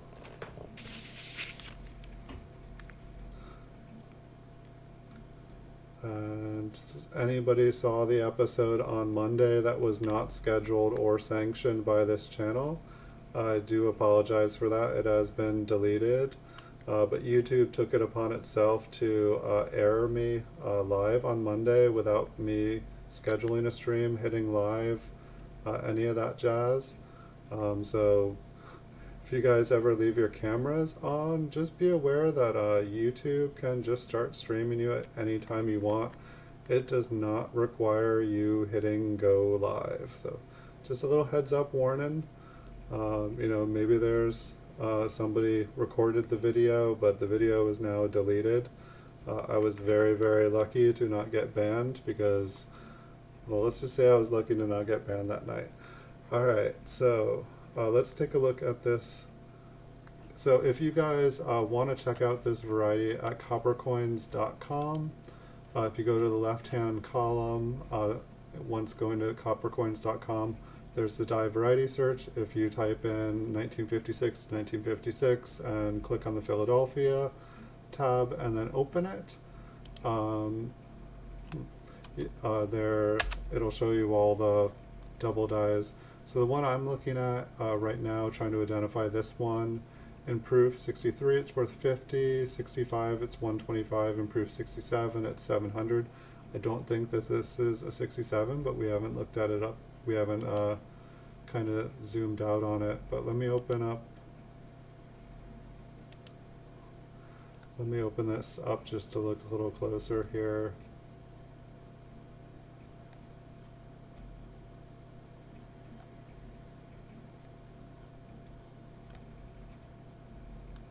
Yeah, this definitely looks like it. So here, I'm sorry. I was on Copper Coins for a second, just bringing it up, just wanting to look at it one more time. So it's like if you guys look here, the L kind of like, it's almost like it has triple steps that kind of go downwards. Same thing with the I, just super thick. You'll notice the B kind of points out towards the rim. And the E has a little bit of raisedness up on the top. Same with the R and the T. I feel like I can't see it through this mint cello, but I believe there should be a little line on the inside of the Y on the right side. Really can't see it, but one of the parts that's really nice about this one, you can see like there's like the doubling at the top of the N that goes all the way down. You can see the doubling at the top of the G, the top of the O. The O is just super, super thick. The D is insanely thick, almost looks like a repunched mint mark. And the W just looks ridiculous. It's like super extra thick. The E just, it curves upwards, super, super thick. I feel like every letter on this one kind of like gets better. Like look at the leg on that R there. And the U, it is so wide. Even the S here. So a really, really, really nice coin. And so I don't believe there was anything on the back, but let's see. I haven't looked at this one since I knew what it was. Let's see what this one looks like. It does have a spot, but at the spot, or at least one spot, it looks like there's some small spots on it. This spot here, when you zoom in on it, it is toned. Which is kind of interesting. So I'm thinking this is probably, I don't know, you guys tell me what you guys think. I want to say this is like a 63, 64. Let me see if I can get the lighting better here. I mean, it's got really nice surfaces, but then there are the little tiny, tiny spots. I have not sent in coins to get graded with spots on them, so I don't know how they grade out. You know, most any mark that you see here on the coin is on the mint cello. When I was just looking at copper coins, this one in proof 63 is $50. Proof 65 is $125, and proof 67 is a 700. I don't think that this is a proof 67. I guess maybe if I go back here a little bit, we can get the. I'll be able to show you guys the fields a little bit better. I think maybe being in was better.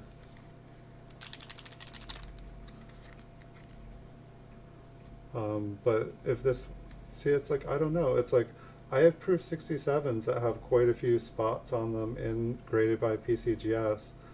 I just don't know if those spots developed on the coin after it was graded, or how it happened. So it's like, in my head, I would grade conservatively low here. I believe that since this is in a mint cello, it hasn't been touched. See, I don't know if this could be considered environmental damage. It's just it's an interesting thing for me. I want to say that the coin is like proof 63 to proof 64. I just don't know if everything else outweighs. So I guess if we were to say that it's between 63 and 65, it would be between $50 and $125 at 65. I definitely have some 65s with proof 65s that have that many spots on them. It's just, this is one of the reasons that I'm wanting to do some bulk submissions at PCGS, is that I want to see how they treat spots. I want to see how they treat all these different things when grading a coin. It's like, you know, this big spot here, when we go in deep, you know, it's a nice kind of purpley blue color. You know, so if I'm going to have a spot on a coin, and there's definitely some kind of bluey, purpley kind of, see, this one actually might even come back as a red-brown. If they're going to look at all the like little kind of like tone spots. And that's the interesting thing too, is it does seem more like the coin has tone spots than spots. So maybe it's not environmental damage, maybe it is more of a red-brown coin. It's just kind of turning. So let me zoom back out again here. Sorry guys, and the smoke here has been pretty bad here. Like I feel like I'm just starting to like barely be able to talk. So I do apologize, but that was the last coin. I'm pretty excited about this one. This was the coin I was hoping we were going to find tonight. So the other night, here I can show you guys so this, in case I put this up for sale on eBay in the future here, this coin is not from this roll here, but this was the one that we found the other night, and I believe that this was the 002, and I feel like you can almost see it with the naked eye, but let me zoom in here. I believe this should be it, unless I just grabbed the wrong roll, but I don't think I did. So if we go in on,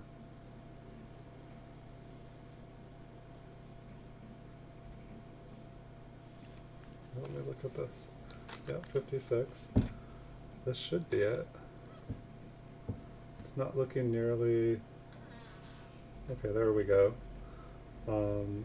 But this one, I believe, is the 002. It's got like an extra thick, and basically, I feel like I'm not getting the light on it perfect tonight. It was like extremely clear the other night. Let me see if I can mess with this.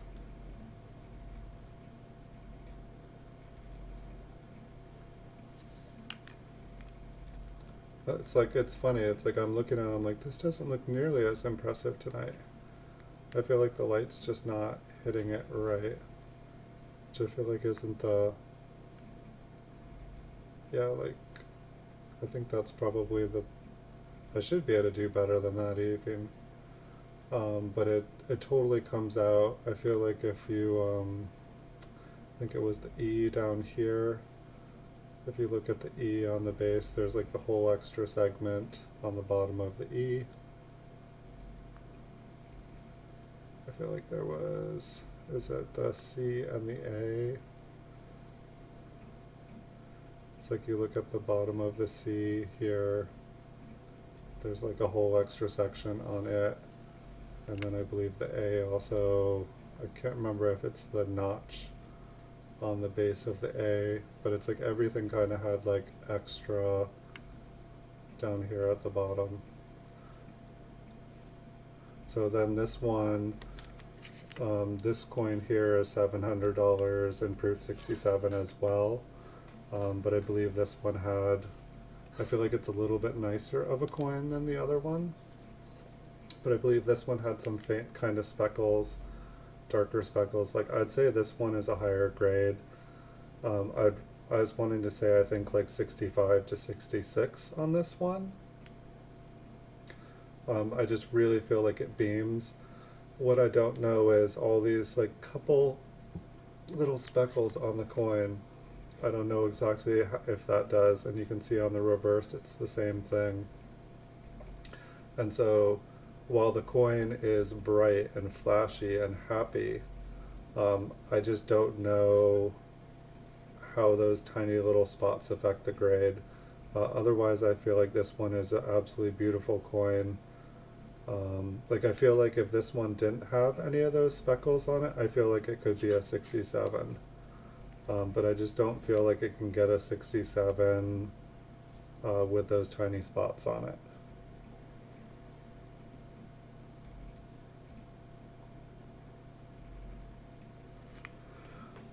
So did I hear about the quarter with a five number on the year? I see one on eBay the other day and the guy was asking 1,500. No, I don't think I did see that one. I have been pretty much like small cent, large cent my entire life. I've just broken out into nickels, dimes, quarters, half dollars, and dollars, and different coins in like the last 2 months. I was like tunnel visioned on small cents and large cents, and now it's like I'm opening. I got this coin today, which I was super happy. I think I was showing you guys this one here, but it's a 1954 Franklin half dollar Obverse Die Clash FS 402. Super happy about this one. I had no idea, the pictures were awful. I did not know that it had rainbow toning all the way around the ring of it. It's just, this looks way better than the video that I had earlier. The colors on it just keep getting better today.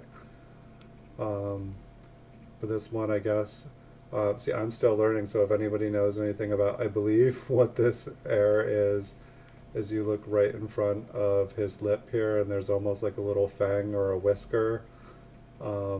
I believe that is where it's clash.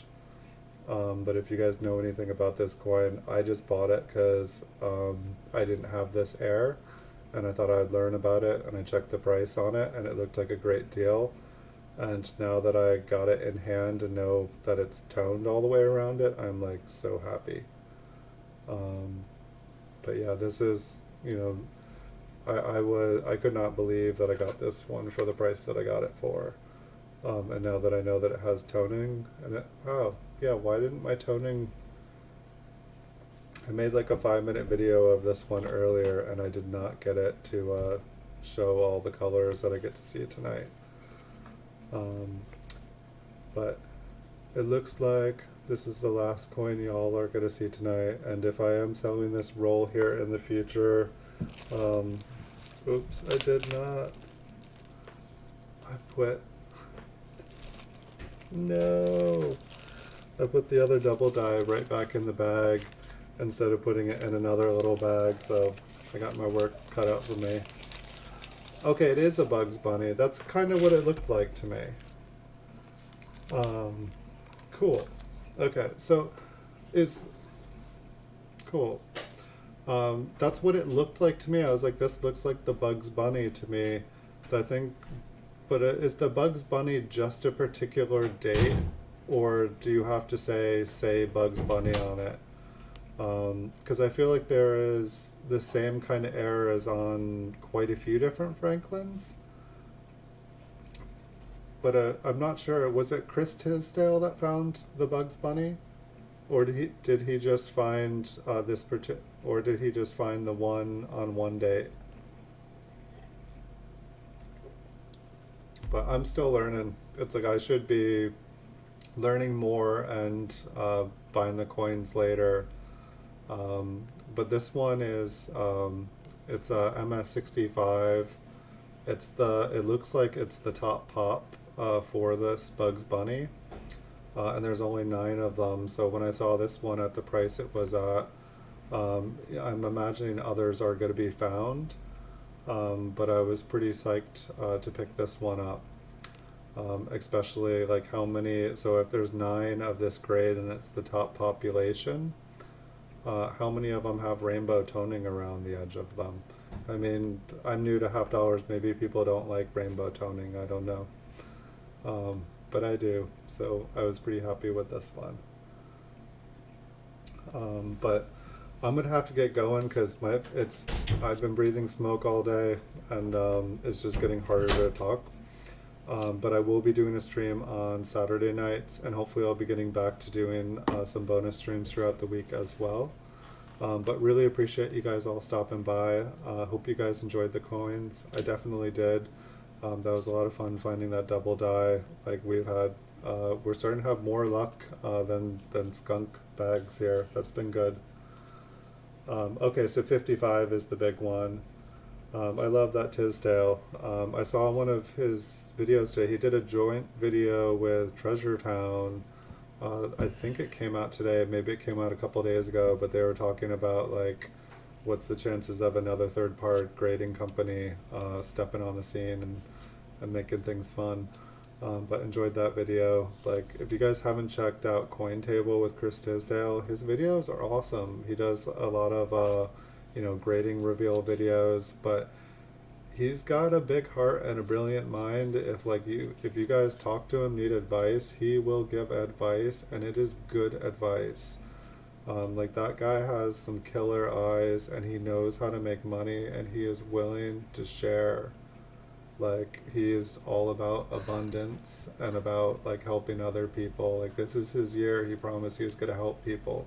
So if you guys want to learn how to grade coins, if you guys like want to know how to really step up your game, he's awesome. He's a good guy. I highly recommend Coin Table. Thanks everyone for being here tonight. Thanks Oops Sorry X for starting things off. Thanks Cherazado Zapata for being here tonight. Always good to see you. Thank you Marcos Rodas for being here tonight. Really appreciate you. Thank you. Thank you Blue Sandy. Hope to see you again. So I was hoping you were okay after not seeing you for a week, but I know I missed last Wednesday's stream thanks to YouTube being weird. Couldn't get on last Wednesday. Sorry guys. Thanks Logan's Coins for stopping by. I'm sure I will see you again. Thank you Dan Hawks for being here. Welcome to the channel. Yes, have a good night Blue Sandy. Have a good night everybody. Thanks Spiked Head Die Crack for being here, and thanks for the information, and thank you for teaching me how to check for doubled dies in the eyes of Lincoln. Really, really appreciate that. Found a lot of cool double-dyed eyelids. Thank you, Deirdre C, for being here. Wish you guys all wonderful nights. I will be doing another stream on Saturday night at 9 p.m. Pacific. We're going to look at, it's a mixed roll of proof coins, and they're all in mint Cellos from 1956 to 1960. And so that should be the next stream. And if I'm able to do a bonus one in between then, I will. But that's what I got for you guys coming up. And as always, I probably have about 100 PCGS slab coin videos to make, and I've got some really awesome coins coming up. I was actually able to win, I know it doesn't sound like anything, but it's the first one I've gotten, 2009 bicentennial cent in Mint State 67 graded by PCGS. I've tried to win one of these at auction for years now, and I finally got one for you guys to see. So hopefully it will have none of those milk spots on them like all the 64s through 66s. Like, if you guys ever find a bicentennial 2009 Lincoln cent without spots on them, keep them. Like, even if they're a lower grade, they're super rare. Obviously, if they're a Mint State 67, you're going to be even happier, but I've seen a lot of them. They just don't age well. But anyway, thank you everyone for watching. Wish you guys wonderful nights. I hope to see you guys all in the future. Good night, everybody.